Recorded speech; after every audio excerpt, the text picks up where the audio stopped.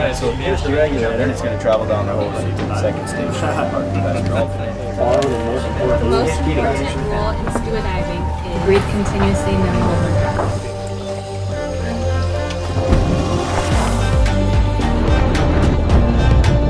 Okay to go down?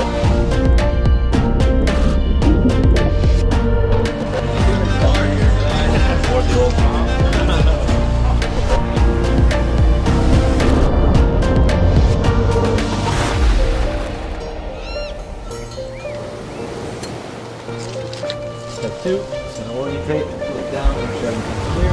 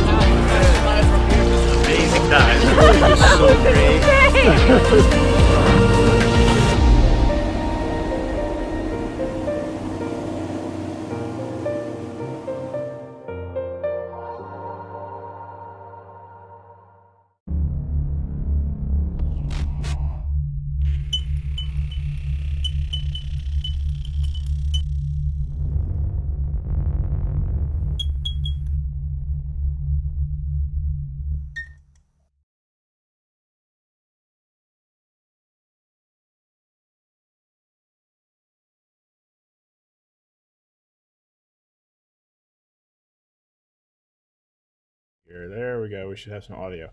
So, hey, it's Paul from Southern Maryland Divers, and as promised, we're doing a Facebook Live. Since the shop is by appointment only, we figured we'd keep everybody engaged and do a Facebook Live on all the days that we're supposed to have the shop open.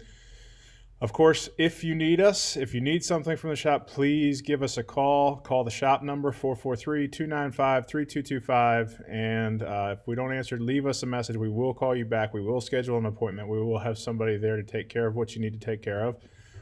We are not closed by any means. We just want to kind of limit the amount of time that we're spending down there idle and try to keep the foot traffic down a little bit in attempts to help with this COVID-19 deal. Hopefully this won't last long and we'll be back underwater before you know it. But in the meantime, we'll do these Facebook Live deals every day that we should be open. And these will be posted on the website, on our YouTube channel. And so you'll be able to go back and watch them. They'll also be saved on Facebook. So that being said, you probably noticed that I am in a uniform today. Which is because I am at my real job. I did mention it the other day. I'm a paramedic, and that's what pays my bills. Unfortunately, the dive shop is just such a seasonal thing around here that as much as I wanted it to, it can't support bills. So I have to work another job, as do the rest of the guys that work at the shop. They all have jobs outside of working the shop. So I am currently on duty, and if you hear a really loud noise and I have to end the video quick, that means we got a call and I have to leave, and hopefully I'll get the live thing done before that. But if not, don't be alarmed. It's just that I have to go do my job. So what I wanted to talk about today was the PADI Dive Shop Dive Center designation. Specifically the 5-star designation, which is what we currently hold with PADI at the shop. And so to get started, there are multiple different designations with PADI as far as what dive center is considered. And I'm going to try to get this up on the screen here for you guys. Let me do, how did I do that? I have to do scene 2, I believe, for that. Nope, that's not it. 1 second, guys.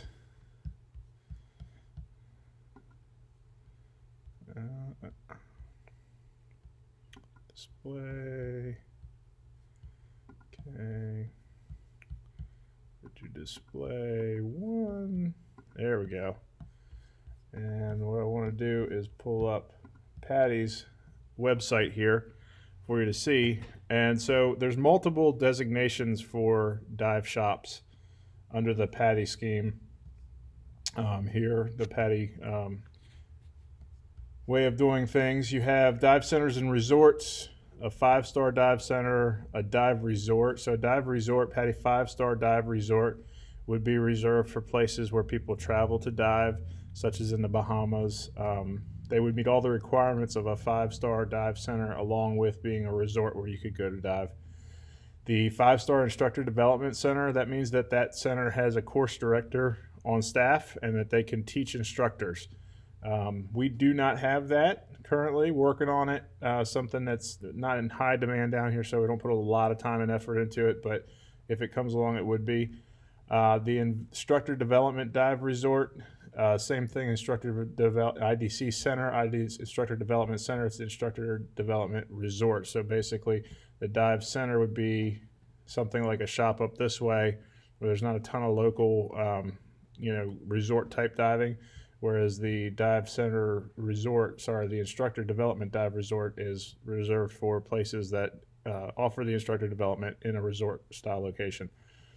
Career Development Center, the CDC, those are shops that are pretty much really aimed at just doing instructor courses. So you won't see a lot of open water classes going on there. They will teach open water in part of the instructor course, but it will not be, you won't see a lot of open water students coming through those.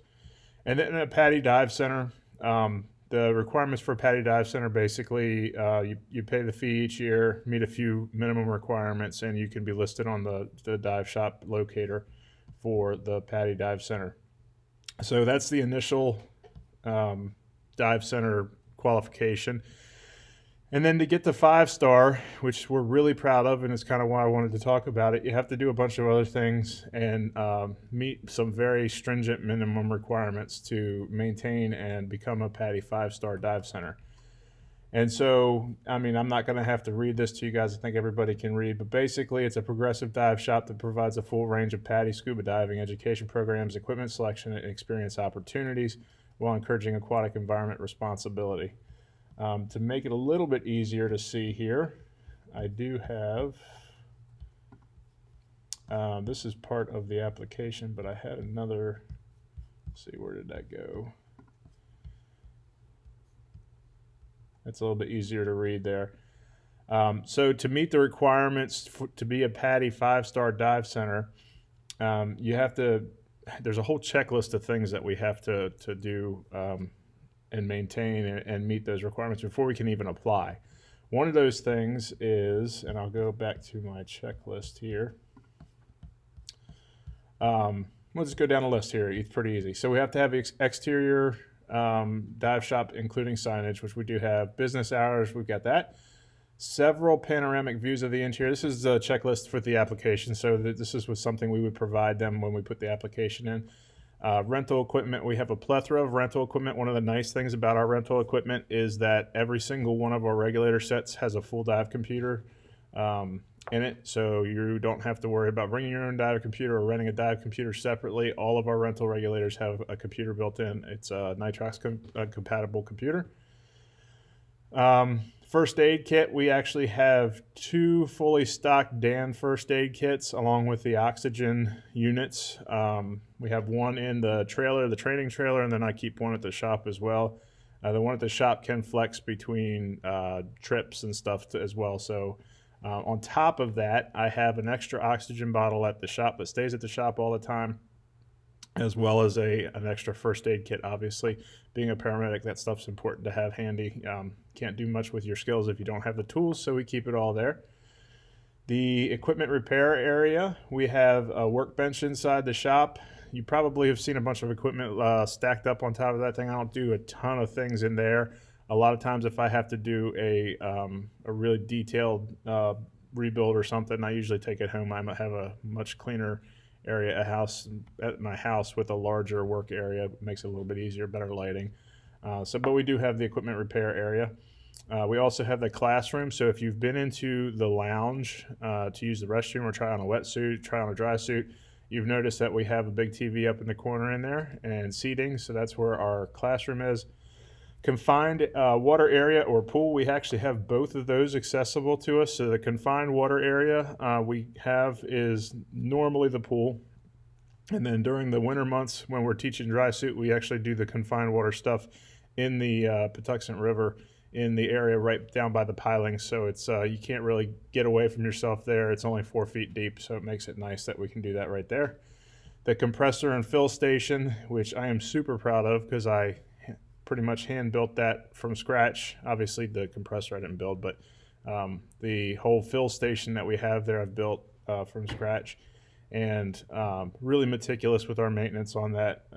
I breathe the air too, so it's really important to me that it's super clean. We have changing rooms. We actually have 4 different changing rooms, and then we don't have a dive boat, so that doesn't apply. So that's just the checklist that we have to have when we apply with PADI for the designation of a 5-star dive center. Along with that, you have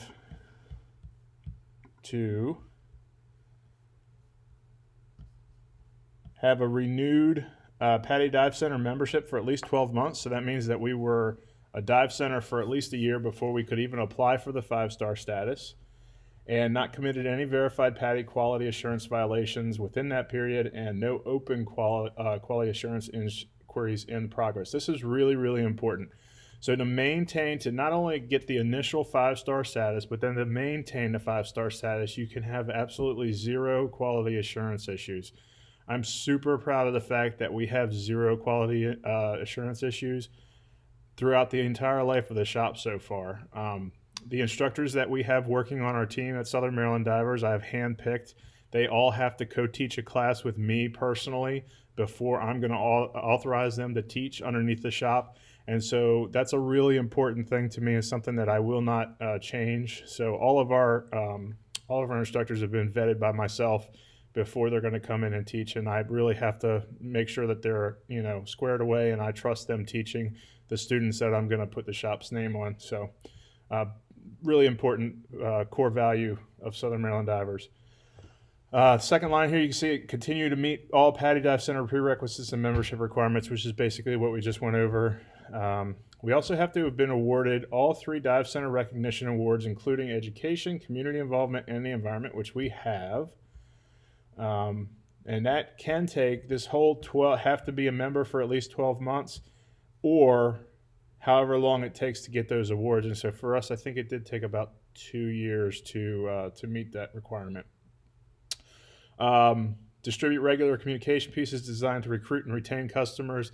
We are super, super active on our Facebook. I'd like to be a little bit more active with the email communications, but too much on that can be too much and people will unsubscribe. So I'm careful with how much we send out emails.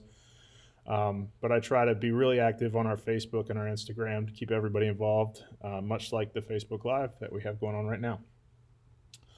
Conduct at least 1 PADI advanced class, a rescue diver course, and DM or AI course, and 1 PADI specialty diver course per year. We well exceed this. We run at least, probably 6 to 8 advanced classes every year. Rescue diver course, we're running 4 this year so far, and we probably end up adding some more to the schedule. And then the dive master, we run 2 different classes on that. AI as needed, so that's on demand. We have a master instructor on staff that can teach that course. And the specialty classes, we teach a ton of those specialty classes throughout the year. Have issued at least 30% of total diver certifications for courses above the PADI open water level. So what that means is if we had 100 certifications, at least 30% of those would have to be something outside of open water, which we exceeded within the first year easily. Display items promoting dive travel and dive experiences. We do a ton of travel. We have the flyers up and everything, so we easily meet that requirement. Exclusively issue and advertise only PADI certifications for recreational scuba diving courses. That's kind of a weird one because you probably say, hey, well, I've seen that you teach IANTD as well. We do. And the caveat with this is the recreational scuba diving courses. So we don't teach recreational scuba diving in any other agencies other than PADI. And when it comes to some of the technical training, we also teach the technical training through PADI, but at some point we move over to IANTD simply because PADI doesn't either have that course syllabus yet or maybe not on that unit. So for instance, the rebreather that we teach, PADI does not have a course that covers that rebreather as of yet. So we do move over to IANTD for that. And then have not conducted, sponsored, or advertised any non-PADI recreational scuba diving instruction training programs, which we don't. All of our recreational diving is taught through PADI. So that's the checklist, and that's what the requirements are. Some other things that I'd like to mention about our 5-star dive center is that we are a PADI Tech Rec Center, which means that we have and teach, we have on staff and teach the Tech Rec syllabus. So for PADI, we teach open circuit all the way from regular, your initial class, which is Tech 40, 45, and 50 for the Tech Deep syllabus, all the way up to Tech Trimix we can teach in the PADI syllabus for Tech Rec diving. And we also offer closed circuit rebreather training through IANTD, and then we fully support all of those types of dives with the gases we can supply and the services that we can provide for that. Another award that we've been given is the Green Star Award. Basically, it shows that we have a commitment to dedication to, and conservation across the wide range of business functions, including water conservation, energy use, etc. So one couple things we do to do that is almost all of our, I'd say, well, last year and the year before, 100% of our open water courses were taught through e-learning. And so you say, well, what's the big deal about e-learning? Well, if you have a book, you obviously have some waste there. The book's not gonna, you're not gonna hang on to it forever, so it's eventually gonna be wasted. It's paper, it was made out of trees, there's ink involved. So if we do the e-learning, all of that is taken away. Also, we do email receipts. So unless you specifically request, it's automatically, your receipts for any purchases in the shop are emailed to you versus printing out, again, wasting the paper and the ink involved with printing out a receipt. And then as far as bags go for purchases, we do have them in the shop, but we always encourage customers that if they can carry it without the bag, or if they happen to be purchasing a bag in their purchase, for instance, your personal gear for open water class, and you're already getting a bag, we usually pile all the equipment that you bought into that bag so that we're not wasting any plastic or causing any kind of refuse that might become an issue later on. And then our third award, one that we're really proud of, is our 100% Aware Dive Center Award. And what that means is that we fully support and embrace the Project Aware conservation principles. And so we do beach cleanups. We haven't done one. I think we're probably due for one here real soon. The Dive Club should be working on that really soon. And then for every single certification that we process with PADI, there is, let me see if I can get myself back here. Maybe. What did I do? There it is. For every single certification that we process with PADI, $10 automatically gets donated from the shop. It's an extra donation on top of the processing fee that we pay PADI for the card. $10 more goes to Project Aware. So for every single certification we issue, $10 is donated. And it makes a big difference throughout the year. So Project Aware is huge with conservation, getting the word out about, trash, keeping the waterways clear. They have just a huge impact. And so that's a really important thing to us at Southern Maryland Divers as well, that we're that 100% Aware Dive Center with PADI. I'm going to try to pull up, let me see what happened here. See if we can get any questions or answers going on here. I don't know why that crashed. I'm hoping you guys can still hear me. There we go. Let's see. Why do I not have?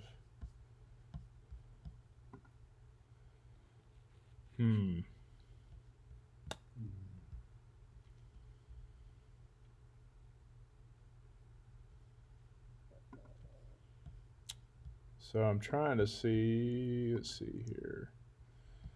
Peak Live viewers, we have, why can I not see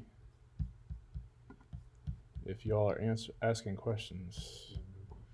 I have no questions, Ryan said. So, this is a perfect time to ask a question, however, if you wanted to. Well, maybe not since I can't see him. Why can't I see him? That's too weird.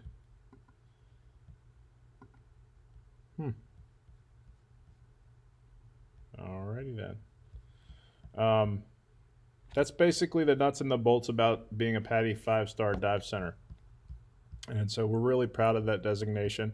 It took a lot of work to get to. It wasn't easy, and it takes a lot of work to maintain. But what it does is it sets the bar a little bit higher for when you're looking for training, gear service, and all that stuff. You should be probably trying to find, if you have something in the area, if you have a 5-star dive center, you can be pretty confident that you're going to get really good service training and anything that you need scuba related from a PADI 5-star dive center. If you had to choose between that and any other dive center, the 5-star dive center is going to be a really good choice for you. So, Ryan, do you see any questions on there? No. No questions. So without any questions, this will be a short one today. We're at 23 minutes. If you guys have, I will go back and look through since I can't. Got one. Are there many shops in the area that are 5-star? Are there many shops in the area that are 5-star? That's actually a really great question, and I'm going to show you how to see that. So let me do this. Give me 1 second. I'm going to switch the screen back over to the other screen. To do that is really simple. So go to PADI.com. And then what you want to do is find a dive center near you, which should be, PADI moves this stuff all the time. Find a local dive shop. So right up, why is that not showing the full screen? Yeah, let me try something here real quick. There you go. Now you should be able to see it. So up here in this corner right here, you should find a dive shop. You can click on that, and then you can enter your location, and you click on current location, or you can just put in your location. So I'm gonna put the zip code for the shop, and there you go. So 5-star dive centers are going to be designated by the 5-star status right here, and then you can also zoom out and find other ones. The search parameters are customizable, so you can redo the search in that area. As you can see, there's nothing yet. Let's go out a little bit further. And then this makes it really easy to see the 5 stars. They're going to have the balloon here with the star in it. So the closest 5-star center to us looks like Sea Colony and Aqua Sports. I think that's up in like Deal or something like that. And then there's one down here in Richmond, the dive shop. So not a ton around us as far as 5-star dive centers go, no. We're pretty much it. We're really proud of that as well. So any other questions? Anybody have a topic? I know I got a couple good topics yesterday about stuff that people would like to see. Does anybody else have any topics that we would like to be addressed on these Facebook Lives? I'm up for anything, really. I can talk about scuba for years, so... Otherwise, I might come up with something you might be bored with. With the email which communication. hopefully not. Well, let's see here. Travis, go away. Many dive shops in the area, 5-star. Nope, we answered that. Not a ton. Anybody else? Do we have any more people? How many people are watching? 9 people. Wow, that's better than yesterday. Hopefully everybody's staying safe out there, has enough provisions at home. If you do have to go out, limit your time out. Just coming from the information we get because we're here at work and having to deal with this. If you do go out, take some Lysol wipes with you, wipe down the cart handles of the shopping carts. Make sure anything you touch that you're wiping your hands afterwards. Wash your hands with soap and water for at least 20 seconds and warm soap water. Dial type soap that's a disinfectant is probably better than just the real cheap soap you can get. And then when you get home, wash everything. Just basic precautions is going to be the best thing. Avoid your time around people. I know that's hard for a lot of people. For me, it's kind of natural, but you want to limit your time around people, specifically groups of people where people congregate or move through a lot, like a grocery store. Obviously, we can't not go to the grocery store, but if you do have to go, just limit your time in there. Have a list of what you want to do, have a plan, go in, execute it, and then get home, clean up, and hopefully this won't last long. Hopefully a couple weeks, not much longer, and we'll be back to diving into normal stuff. But until then, if you want to help out, I think that's probably the best thing you can do right now. Any other questions, comments? But too much. Oops. I don't know. Got another question? Can you catch corona underwater? No, you cannot catch corona underwater. We did send out an email about all the steps that we've taken in the shop to prevent the transmission of corona, but corona is a airborne or aerosolized virus, and when you're underwater, without getting too much into the physics, you wouldn't be able to have enough corona in the water to affect you. And then obviously one of the concerns would be that you use a rental regulator. Maybe somebody had the rental regulator before you. We disinfect with stearamine.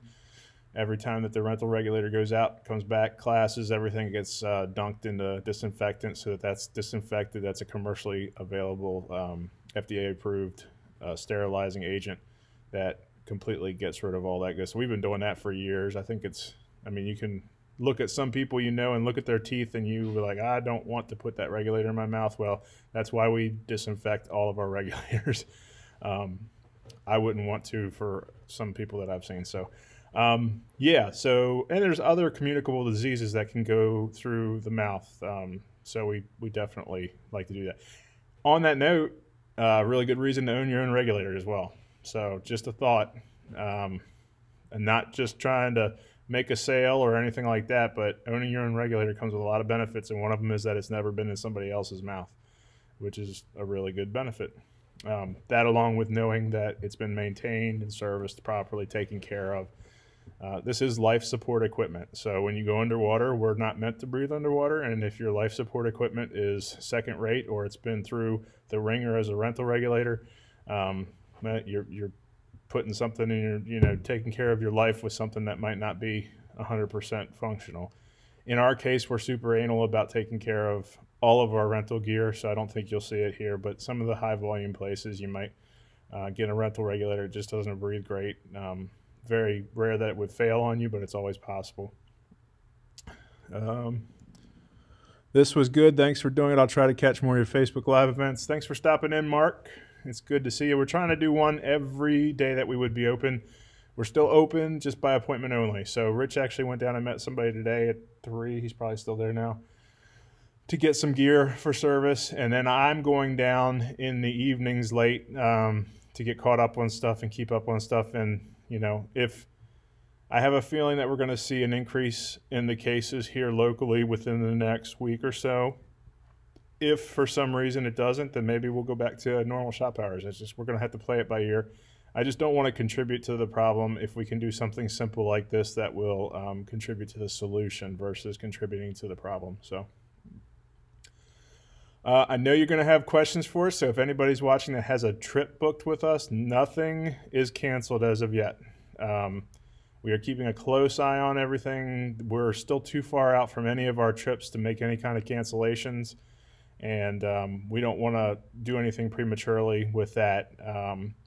And I know there's going to be a lot of concern with that because a lot of people have deposits placed for trips, but we're keeping a close eye on that, and we'll be in communications with everybody about that as soon as we hear something. So I don't hold that information. I'm all about passing it to you because I remember being in your shoes, using another dive shop where the communications weren't that great, and I was always anxious to kind of figure out what was going on. So, but nothing has been canceled as of yet. I will tell you that if you're looking to get on a Meg Ledge trip this year, do it. Do it soon because I want to say that we only have like 2 or 3 spots left on 2 or 3 of the end of the year trips. So they are booking super quick, which they do every year, but this is a little bit early for even us. Let me take a gander here.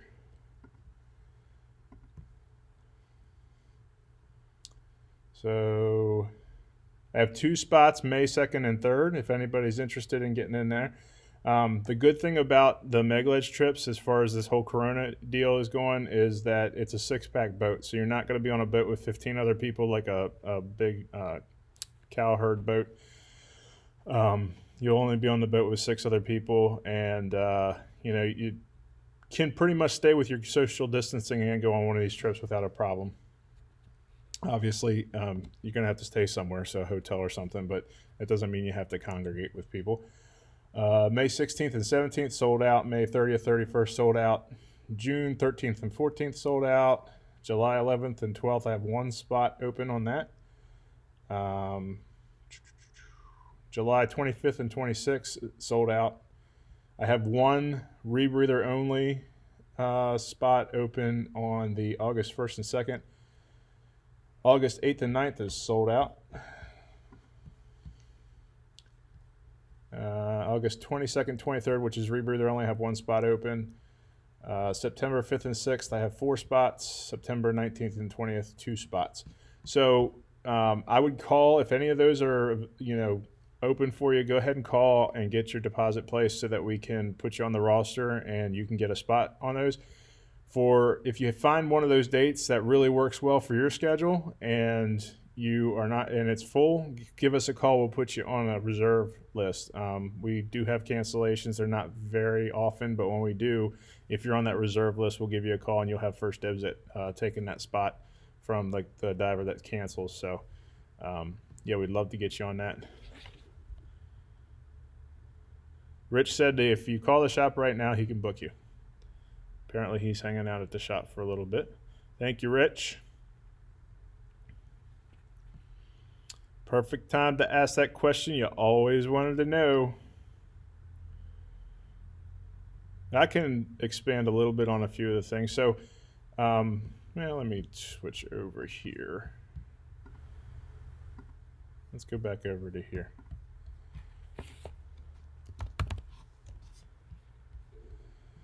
So hopefully everybody's been to our new website. I think it's way better than our last one, which is kind of cool. One thing you can do is look under more and then our dive shop. So you can see the pictures. There's our pool, our wonderfully painted dive shop. There's also under equipment services.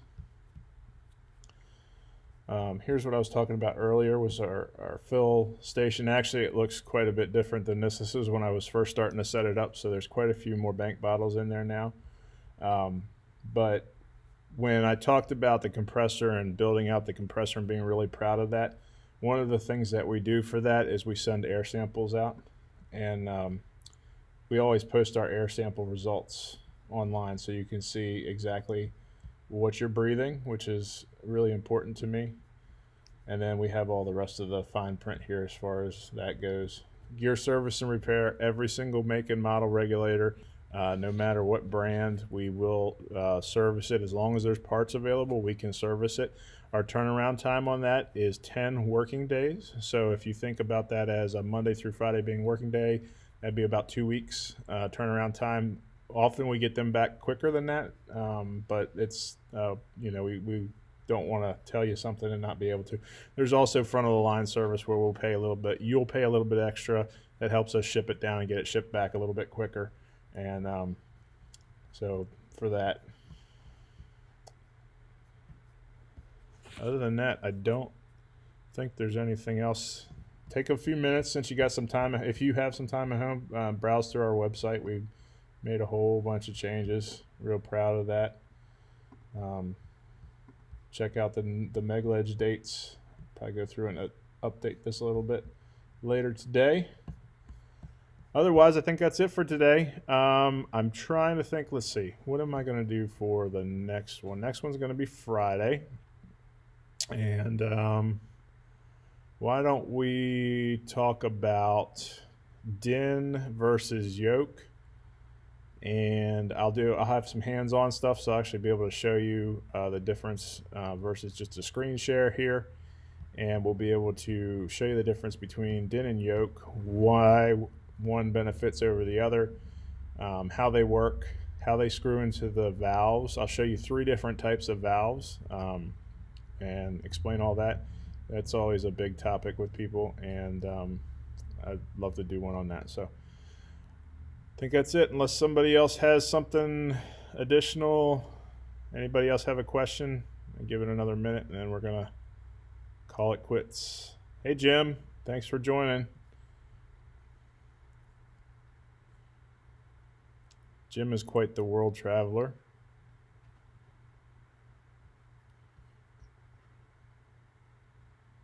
Yep, I think that's it. All right, guys. Well, I look forward to seeing everybody on Friday. Should probably plan around 3 o'clock, same time. And we'll do din versus yoke, and then I'll show you 3 different valve types to accommodate din versus yoke, and considerations you might have when you're looking at purchasing a tank or a regulator first stage, why you might want one over the other, and it'd be some good information for you. So, all right, guys, everybody stay safe. We'll see you on Friday. Till then.